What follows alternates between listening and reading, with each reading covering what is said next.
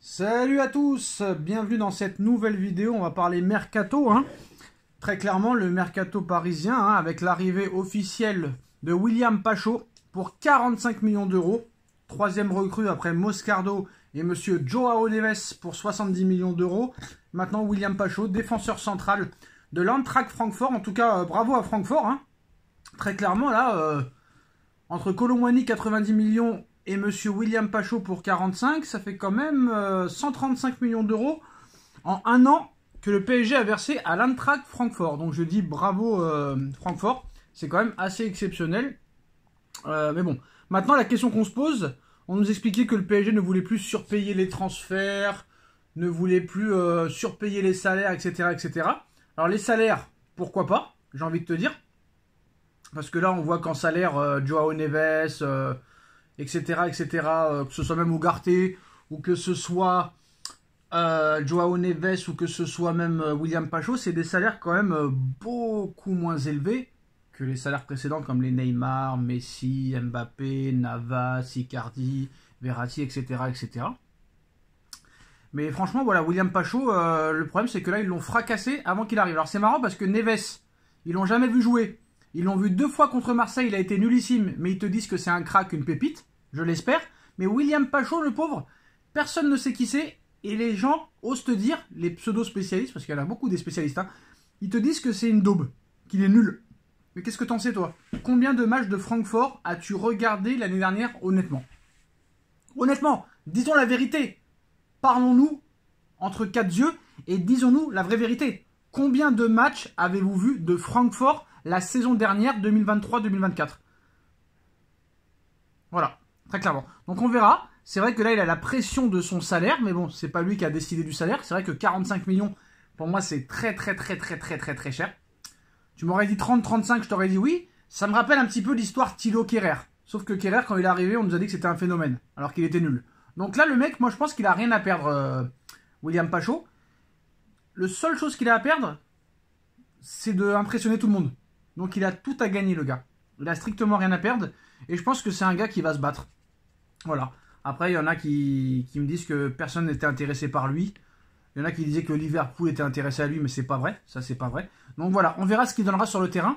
Avec peu de préparation, vu que le PSG va jouer son deuxième match amical aujourd'hui. Seulement aujourd'hui. C'est quand même assez bizarre cette préparation du Paris Saint-Germain. Et ça posera quand même question sur le début du championnat. On verra s'il sera réussi ou pas. Alors, on va parler aussi du mercato des départs. Mais des arrivées aussi, mais on va partir des départs. Alors Ugarte, toujours suivi par Manchester United. Manchester United ne veut pas dépenser plus de 60 millions d'euros sur Ugarte, alors que le PSG en veut minimum 70, voire 75.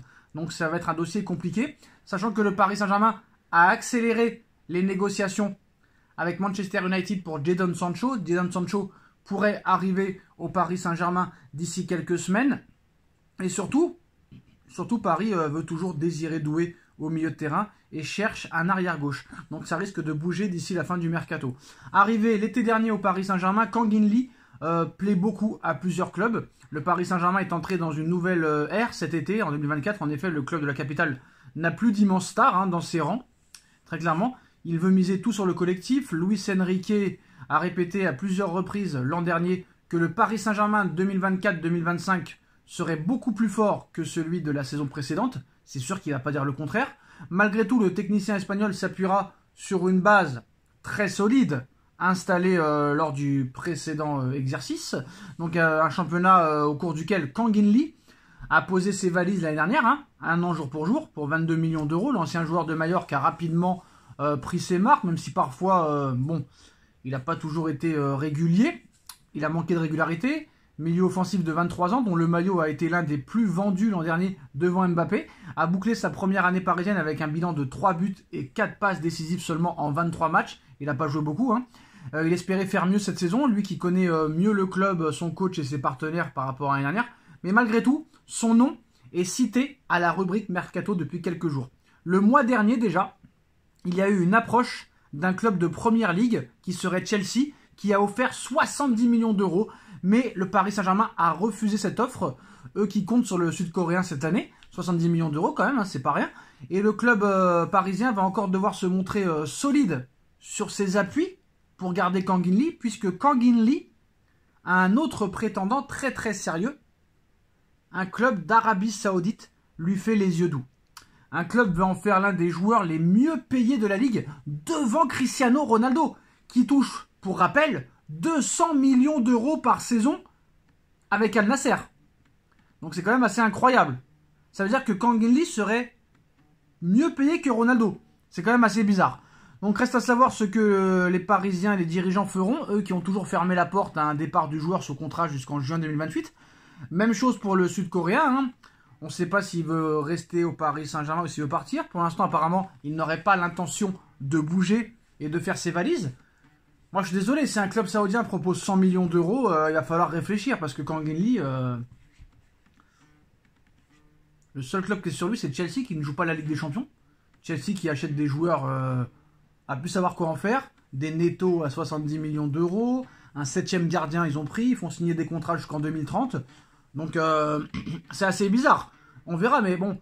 Moi, j'ai du mal à croire quand même qu'un club saoudien propose en salaire plus que ce que Ronaldo touche. C'est quand même assez bizarre et assez utopique de croire ça. Après, voilà, s'il pose 100 millions sur la table, il va falloir réfléchir quand même à 2 doigts. À 10 fois, pardon. Donc voilà. En ce qui concerne l'arrivée de Désiré Doué, bah ça maintenant on va savoir. Bah lui il est un peu bizarre, lui, hein, le mec.